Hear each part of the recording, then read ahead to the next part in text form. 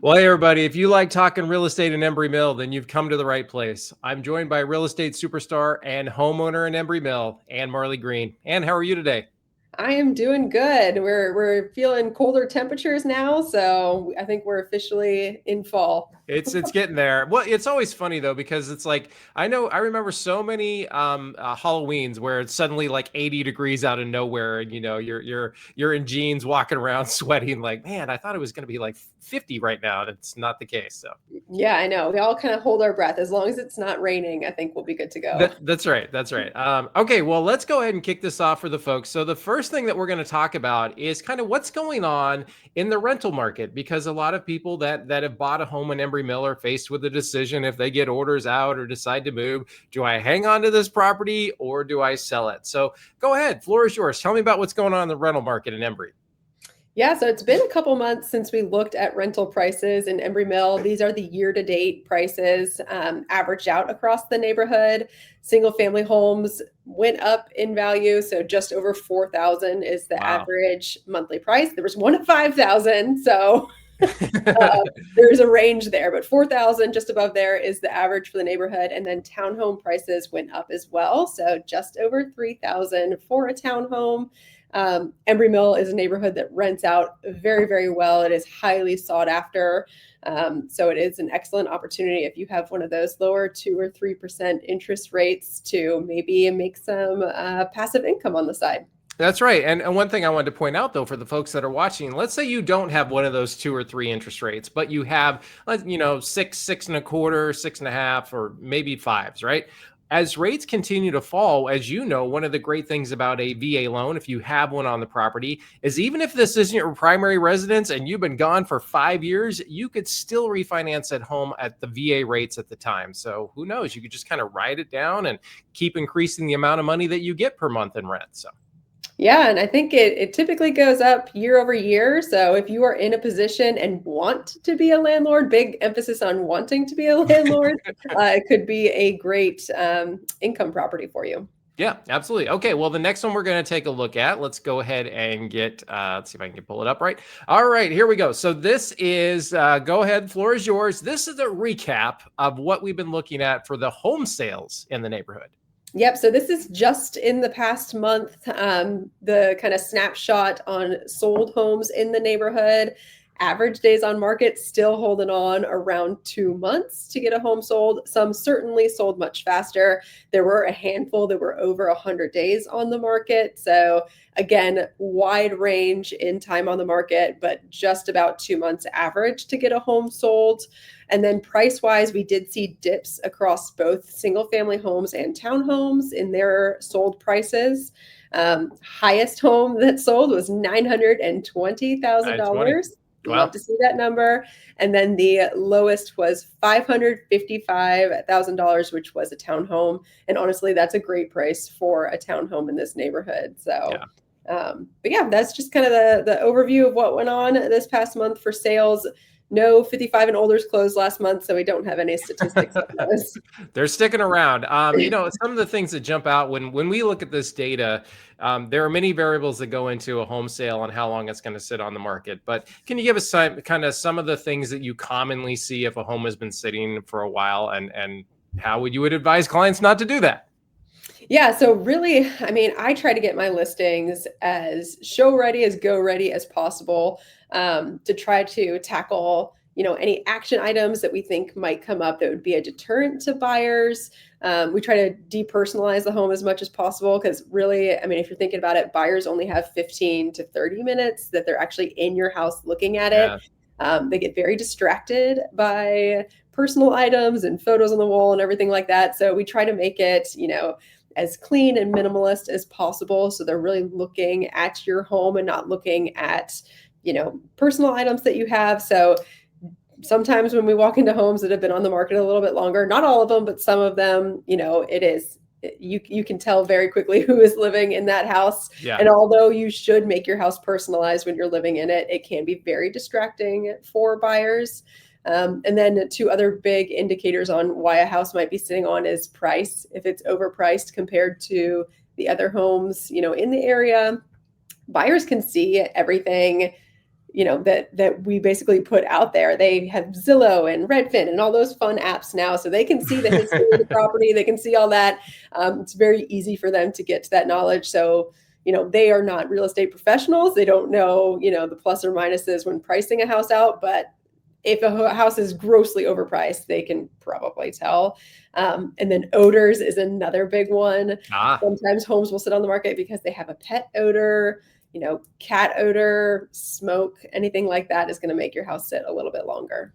Yeah, and that's those are all great tips and all great points. And I think as the market has adjusted, it's so important to have that pricing dialed in, because like you said, when it's a hot market, you can throw pretty much anything on the market and it's going to sell when it's a seller's market. But as it's become more equal, now you're in competition with people and they have lots of choices out there. So interesting, the snapshot, and what we're seeing in the market. So for the folks out there, that's why it's so important to get Ann in there, especially, look, if you're thinking about listing coming up in the spring, get Ann to your house now so she can walk through and give you the tips and tactics that you're going to need to be able to get the top dollar come March and April when you want to put it on the market, if that's your plan. So that's super important. Let's go ahead and get to some listings for the folks. Everybody likes checking out the listings with us, what's going on in the neighborhood. So let me go ahead and remove this one and add this one for us. Let's go ahead and just kind of go in order on price. So let's go. First, I'll start with 1092 Aspen Road, currently under contract, $645. What's the word on this one? Yeah, so this one we actually talked about last month when it was active. If you watched our video last month, we kind of focused on homes that had been sitting on the market a little bit longer, just because we saw, days on market have been trending upwards in our neighborhood, to just kind of talk through some of those different scenarios. And we're not taking credit for this, but right after we did that video, it did go under contract after 195 days on the market. So if you are listing your house soon, or you are an actively listed home, don't panic. It will sell. It's probably going to be okay. But it's always great to see those homes that have had those long days on market in the neighborhood finally get an offer in and get under contract. Yep, that makes sense. And it's good news for them. I'm sure they were definitely getting a little stressed as the process was going on. So I'm glad that even though we're not taking credit for it, I might be taking credit for it. But anyway, good news for them. So, all right. So next up, we have a closed one that we're going to talk about. And this is, I actually know this one pretty well, 980 Coriander Lane. So go ahead. What's the word on this one? Yep. So this is another one that we talked about last month. So it had been on the market 112 days. It was under contract when we were talking about it last month. And just like I said, don't panic if you're seeing those longer days on market. Even though they had been on over 100 days, they got about $20,000 over their last list price. So they definitely got a deal that I'm sure the sellers are super stoked about. I'm sure the buyers are excited to be moving into the neighborhood too. So just because we see those days on market going up, don't panic. It's going to be fine. Yes. I know for a fact that I did this loan for the buyers and they are super pumped about the house and it worked out great for their needs. So it was a good deal all around for everybody, and, beautiful property, closed at 709. So that is great news for the sellers, and I know the buyers love it. So win for everybody. All right. Last one that we're going to go over. This one is active to the market, and tell me, is this new to the market? What do we got? 102 Almond Drive, currently 759. Yep. So this one has been on the market just over a month. So kind of squarely in the middle of those days on the market statistics. Okay. And I love this house. I think the kitchen's beautiful. It's in phase 1. So we say this several times. It is in a great section of the neighborhood where you can walk to lots of the amenities. You can walk to, the Rouse Center for sports. Oh, wow. You can go to Grounds Bistro. All those good things are right there. And I just think the kitchen is spectacular.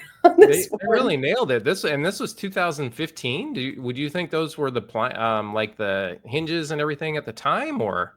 I am unsure. I mean, if they did do it in 2015, this must have been like the top tier package that the builder was offering. I know they still do those vent hoods is an option. Well, not now because they're not building any new homes now, but it was an option towards the end of building the new homes in the neighborhood, but I mean, it is a beautiful looking kitchen. I love that they Yeah. did the backsplash all the way to the ceiling.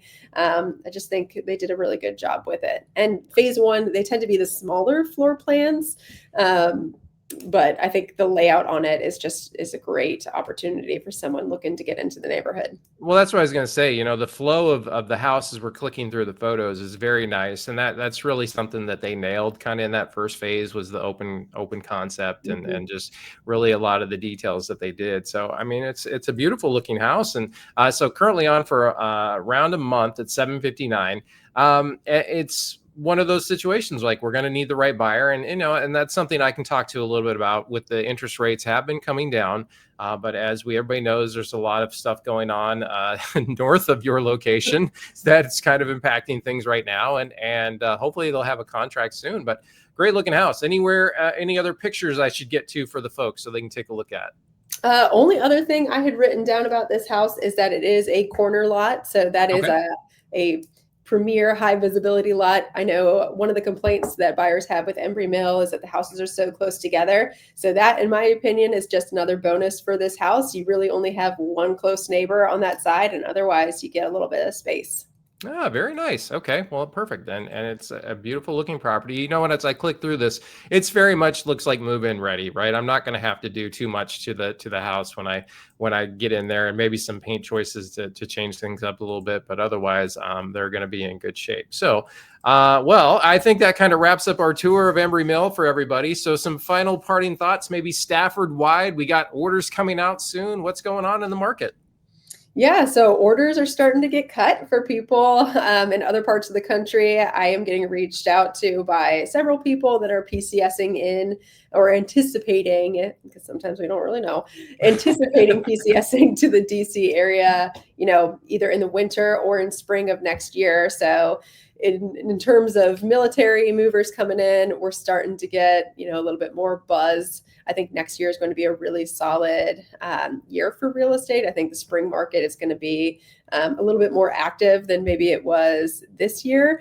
A lot of that obviously hinges on whatever else is happening in the government, which I know has put a stop to some buyers' plans, if they're furloughed or, they're just having some uncertainty about what's coming next with their, career and job stability. I know that has put a damper on some buyers out there hunting, but definitely still people there searching. Yeah, well, I would like to make a prediction then for kind of our spring market leading into summer. So, for those of you that are not aware, the Federal Reserve Chairman leaves in May, and that means that President Trump is going to put in whoever his person is, and that person's going to cut rates. It's almost written in stone at this point.